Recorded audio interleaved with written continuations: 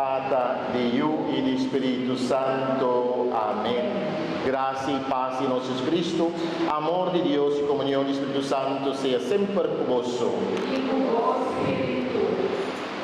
Muito maior na estima, com coração cheio de alegria nos reunir para sobre Deus mesa convidar-nos na sua mesa. Jesus avisa, para mim como apresentávamos diante do altar de Deus, per curar para botar bom com Deus e com o torrente. Romana, láganos confessar nos pecados.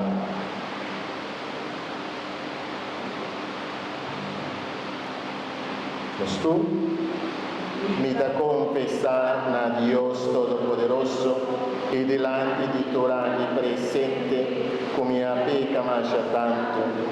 Pensamento e palavra, falou que me hace a Pami culpa, gran culpa.